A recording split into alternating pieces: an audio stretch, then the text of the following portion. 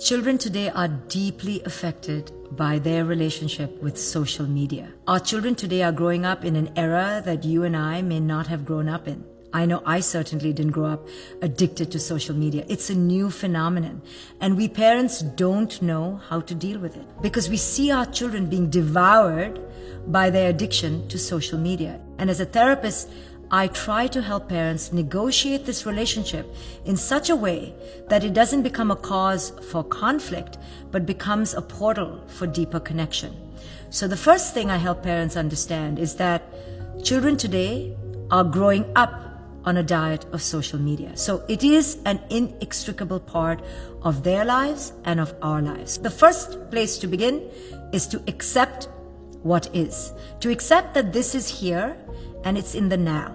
So there's no point resisting it because our children will find a way to hide it from us. There's no point fighting it all the time because then it'll be a cause for power battles and for endless conflict. So the first thing is to accept that it's here. The second thing to enforce and understand is that there needs to be limits and boundaries. Limits and boundaries are healthy. They are the way we feel safe. Our children need limits and boundaries. I often say, though, that boundaries cannot be created in the spur of the moment. Boundaries need to be lived, need to be embodied. So I help parents discover what are their own boundaries with social media in their own lives. You see, parents always can be a bit hypocritical and say, well, I'm working on my phone and my kid is simply on Instagram. And when I do Instagram, it's for my work. And when they do Instagram, it's just for pleasure.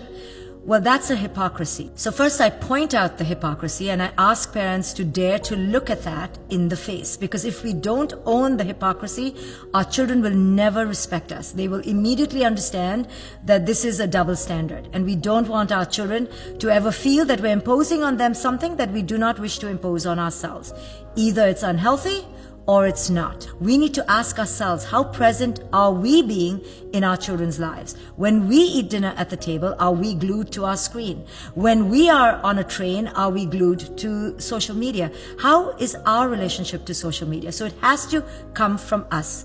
Now, if we have decided that we have created a healthy boundary with our own social media, now we can dare to approach our children to change their habits around social media. And I always tell parents that in order for children to leave their social media, which is so seductive, so addictive, so enticing, so entertaining, then you are going to have to create that in your relationship with them. You're going to have to be exciting and entertaining and meaningful for our children. Otherwise, why would our children leave that to come to us? If they come to us and all we do is pressure them, harangue them, ridicule them, shame them, control them, no wonder they're going to hide in social media. So this is an invitation for parents to make the relationship with our children more joyful, more connected, so our children are drawn to us rather than hiding from us. Don't look at social media as a threat. Teach your children that there is a positive aspect to it. It's not just the enemy. There's a vibrant way that we can use social media that is healthy, not in the way that is codependent. Many of us, including adults, use social media in a codependent way. You know, we post something and we do it because we are enmeshed and addicted to how many likes we get. And then we're glued to our screen.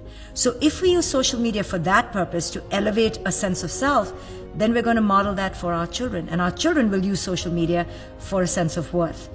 But if we show our children that social media can be a valuable avenue and a portal for connection, then we teach them that technology itself is a vibrant, fertile foundation for deep, worldly, global connections. So we have to be aware of how we're modeling our relationship to social media.